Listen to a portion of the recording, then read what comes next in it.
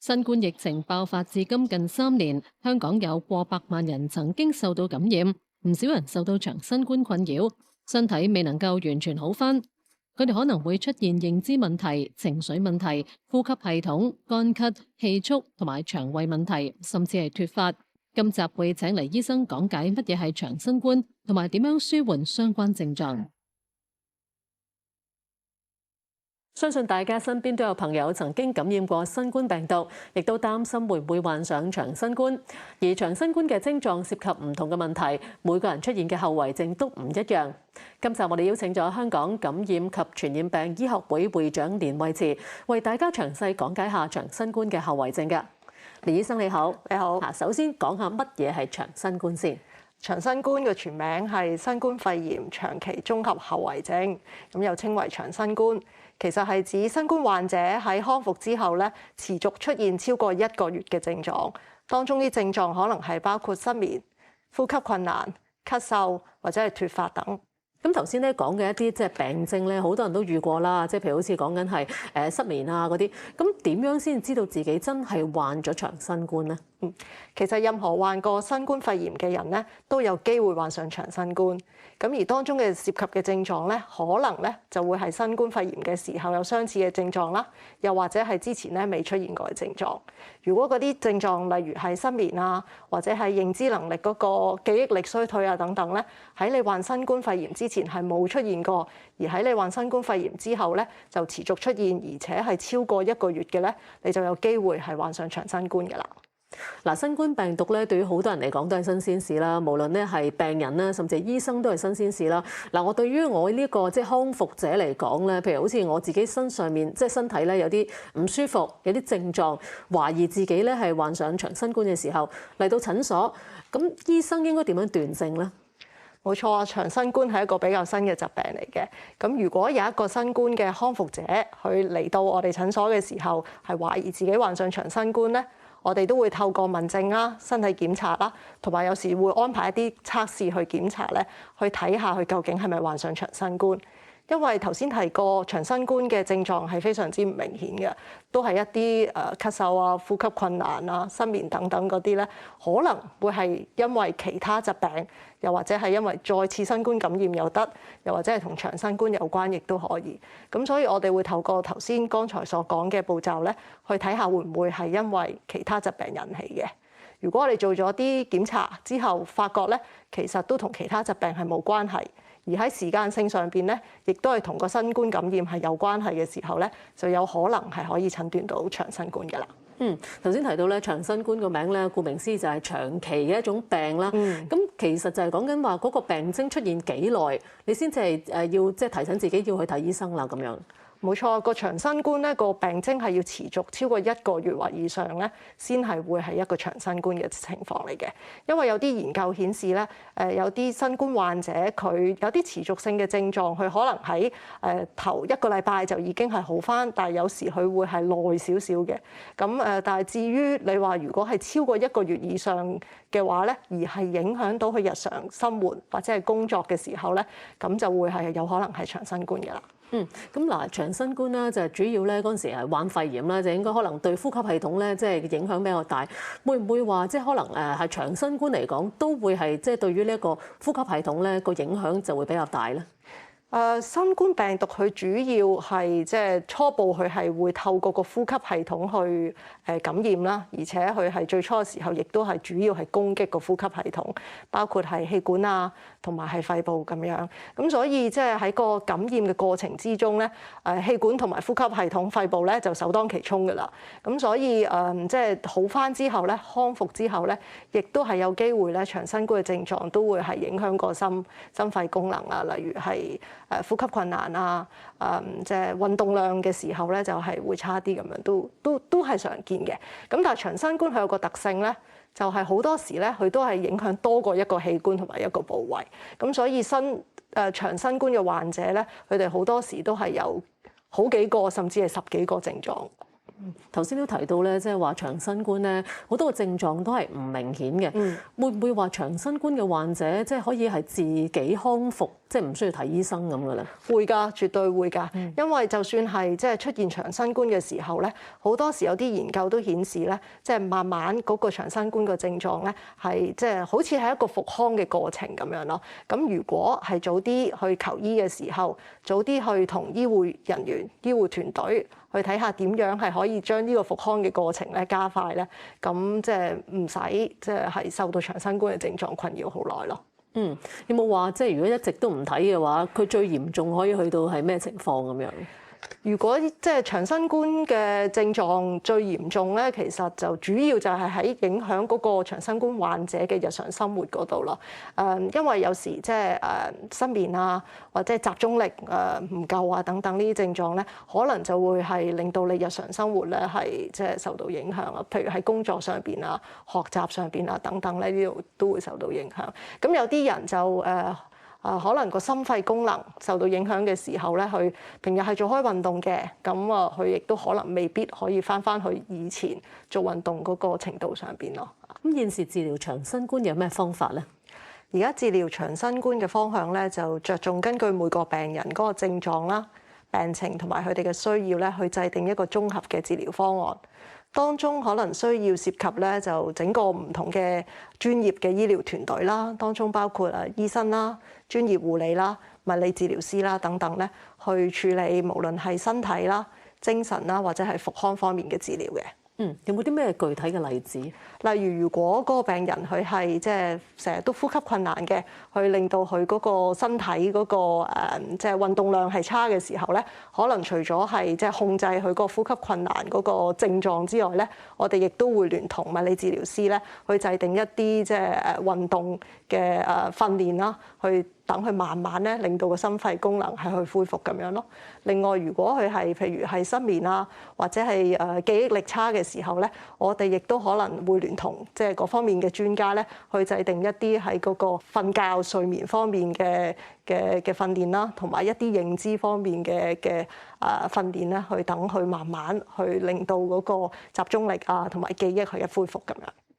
嗱，而家疫情咧就嚟到第5波啦。咁相比第4波嘅時候，一啲康復者佢哋長新冠嘅問題咧，其實係咪有減輕到咧？係，我哋都觀察到咧，即係喺第5波嘅情況底下咧，有長新冠嘅患者咧嘅機會比起第4波嘅時候係少啲嘅。咁部分原因可能係因為即係第4波嘅時候咧，始終係市民係少啲即係接種咗新冠疫苗啦，因為即係去到第5波嗰個時間係後期少少嘅時候，好多市民都已經接種咗新冠疫苗啦。而且第5波嘅時候嗰個新冠肺炎嗰個患者個病情嘅嚴重性咧，其實比起第4波嘅時候，亦都相對地係即係輕微啲嘅。咁所以呢兩樣原因，呢兩個因素咧，可能就係導致咧即係第5波嘅時候長新冠嘅出現嗰個機會同埋嗰個情況咧係比較輕微咯。即係有數據顯示打針嘅人咧，佢患上長新冠嘅風險少啲㗎，比較低嘅。冇錯冇錯。頭先都提到啦，話可能係即係講緊打針啦，同埋另外就係講緊佢本身有長期病患嘅人啦。咁呢兩種人咧，就其實就係講緊打咗針嘅，咁就可能佢個風險係少啲啦。咁另外就係講緊佢係有長期病嘅風險就高啲。咁但係咧有一啲人咧，即係本身可能自己都有個憂慮嘅，即係可能自己有長期病患，打唔打針呢樣嘢咧，其實自己都已經係即係諗咗好耐。作為醫生係點樣建議咧？其實本身有長期病患嘅人士，佢哋係會即係如果感染咗新冠肺炎咧，係會容易啲有一個嚴重嘅併發症嘅。咁所以其實本身有長期病患嘅咧，係更加應該去盡早接種新冠疫苗嘅。咁我明白市民即係都係會有啲疑慮啦，關於即係我哋有嘅兩種疫苗佢嗰個安全性啊、有效性啊等等。但係其實而家全球啦，或者係全港啦，已經有好大量嘅人咧已經係接種咗新冠疫苗，亦都咧即係喺新冠疫苗開始即即係推行以嚟咧，多咗好多數據咧，顯示新冠疫苗嗰個安全性同埋有效性。所以就算係有長期即係病患嘅人士咧，只要病情穩定嘅時候咧，係絕對係應該盡早去接種新冠疫苗嘅。咁頭先咧就提到啦，即係我哋知道咧嚟緊咧，即係可能流感有夾擊嘅時候，作為醫生咧，你覺得建唔建議一啲即係長新冠嘅病人咧打定流感針？即係因為都怕咧，即係可能感染流感嘅時候咧，對佢嘅病情會加重咗嗰個情況啊。你覺得好啱啊！嚟緊就即係會係雙重夾擊啦，即係新冠肺炎同埋係流感，即係都有機會雙重夾擊我哋咯。咁所以任何人士啦，即係無論係有冇患過即係新冠肺炎嘅咧，咁都係要應該盡早去接受新冠肺炎同埋係流感嘅疫苗，因為如果真係即係俾兩隻病毒係一齊感染嘅時候咧，即係增加嗰個併發症嘅機會同埋死亡率咧，係會大大提高。而且兩種疫苗咧都係非常之有效同埋安全，咁所以任何人士啊，唔係淨係新冠嘅康復者咧，都應該去盡早接種流感疫苗。好，今日唔該晒連醫生嘅資訊，多謝你，我哋下集再見啦。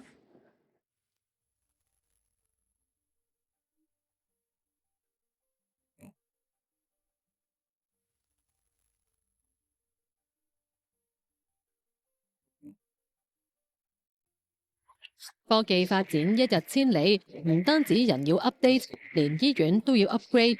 今個月同你拆解本港醫療系統嘅智慧之道。3個大螢幕，一排排嘅電腦，呢啲簡單嘅設備就係伊利沙伯醫院嘅大腦，佢哋擔當指揮同統籌嘅角色，實時監察整間醫院嘅運作。伊利沙伯醫院喺2年之前成立醫院指揮中心，全面監察病人由抵達急症室、入院以至出院一條龍嘅流程。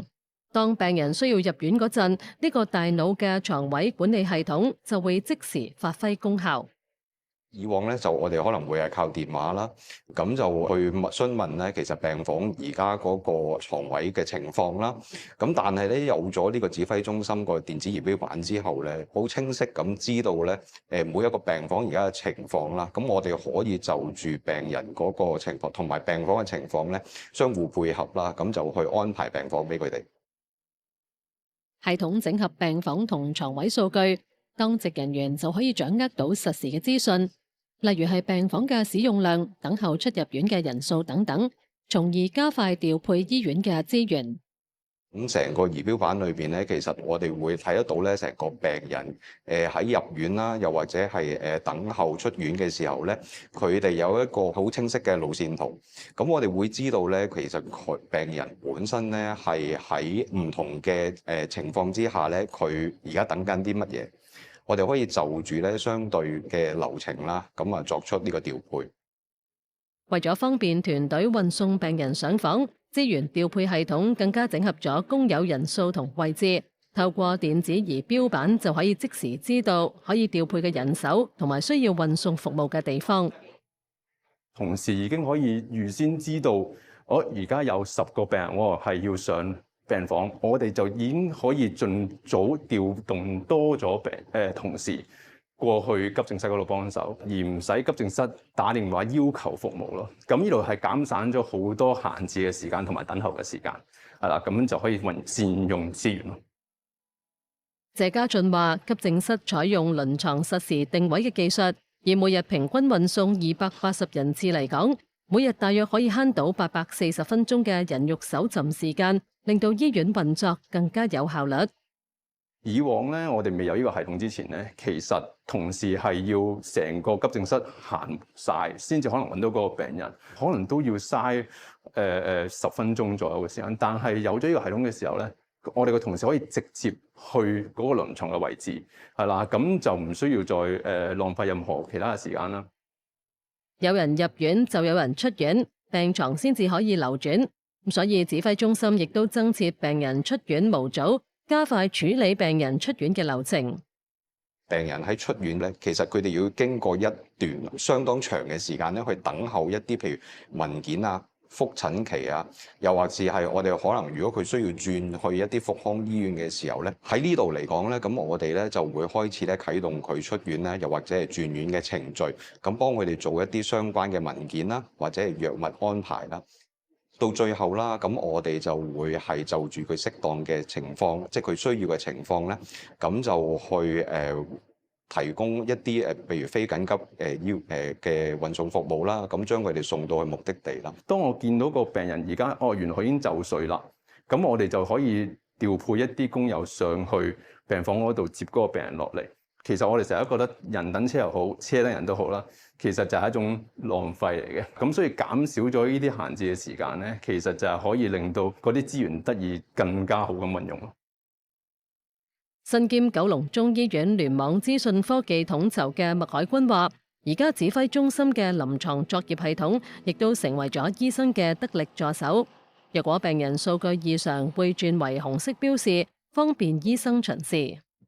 因為喺電腦嗰度咧，已經將佢所有嗰啲，譬如維生指數啊，將佢一啲嘅譬如抽血嘅報告啊，或者佢今日有啲咩特別嘢要處理啊，其實呢啲嘢咧已經擺咗上去個系統嗰度。咁我哋就可以好精準咁樣咧，用有限嘅時間就去睇咗急切需要去接觸、急切需要去做檢查嘅病人先，然之後咧，再睇其他嘅病人，咁就有一個先後緩急之分，咁就可以令到成個嘅巡房咧就更加有效率啦。系統唔單止記錄咗病人嘅狀況，仲利用人工智能分析病人嘅數據，預測有潛在惡化風險嘅病人。而家呢個系統咧，我哋就可以透過我哋預先已經設定咗嘅一啲唔正常嘅指標譬如咁講，譬如話個鈉質譬如話好高或者好低咁我哋一早已經 set 咗噶啦。咁喺個抽血報告一翻咗嚟，發覺唔正常嘅時候咧，個電腦系統就已經可以去揀咗出嚟，就呈現咗喺一個儀表板嗰度。咁呢個就會係比較進取啲、主動式啲，我哋去 proactive 咁樣去揾呢班病人出嚟，咁就唔使等佢變差，我哋先至去醫治啦。麥海軍話：臨床作業系統嘅服務範圍已經擴展至到唔同專科嘅部門用，未來亦都會構建九龍中聯網指揮中心，俾聯網嘅醫院資源可以更加有效咁運用。AI 嗰個嘅發展方面咁呢度我哋會繼續深化就主要就希望可以令到 AI 嗰個嘅模組咧，就希望可以喺尤其是臨床方面咧，可以更加精準咁樣去揾到一啲病人佢有機會變差嘅病人，我哋更加準確咁樣預測，咁從而咧就可以令到前線同事咧就早啲去幫到呢啲病人。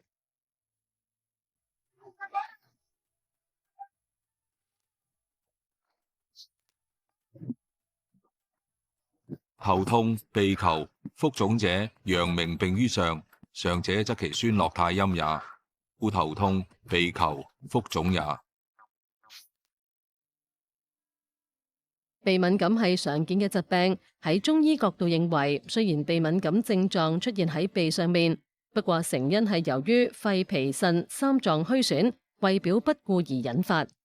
咁當我哋肺氣虛寒嘅時候啦，正氣不足、腠理疏鬆，咁外邪容易入侵嘅時候咧，導致我哋肺臟失去咗一個清肅嘅作用啦。咁呢啲水濕痰濁咧就會聚喺我哋嘅鼻竅裏面啦，而出現一啲流鼻水啊、鼻塞等等嘅症狀嘅。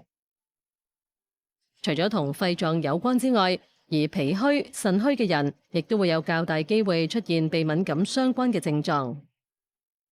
因為我哋鼻竅咧都需要透過我哋脾腎嘅溫養啦，咁如果我哋嘅脾虛，我哋嘅氣血化生不足，又或者腎虛腎陽不足咧，都冇辦法溫養我哋嘅鼻竅，而會發為鼻敏感嘅情況嘅。而鼻敏感可以分為長年性同埋季節性兩種。季節性係指季節轉變嘅時候，尤其春季溫差比較大，加上比較潮濕同埋花粉較多，患者會比較容易發病。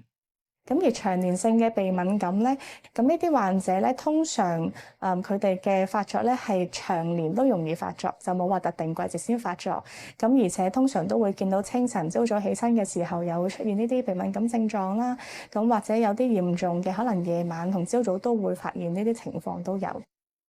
中醫師建議可以飲用白芷防風炙甘草茶，有解表散寒、通鼻竅嘅功效。另外，亦都可以根據個人需要，按壓相應嘅穴位，舒緩鼻敏感不適症狀。好多時候都會取一啲陽明經嘅穴位，就例如迎香穴啦。咁第二就係因為鼻咧係位於我哋督脈嘅位置，都會用一啲頭前額部嘅位置啦。咁例如係上升穴，咁都可以對於治療鼻敏感有相當好嘅療效嘅。咁而另外有一個穴位咧，都可以推介俾大家，就係風池穴。除咗可以對於一啲頭面部五官疾病，例如鼻敏感有相當好嘅療效之外咧，亦都對於我哋鼻敏感伴隨嘅頭痛症狀都可以得到舒緩嘅。今次就為大家推介一款五子毛桃淮山黨參湯，有益氣補虛同健脾益腎嘅功效。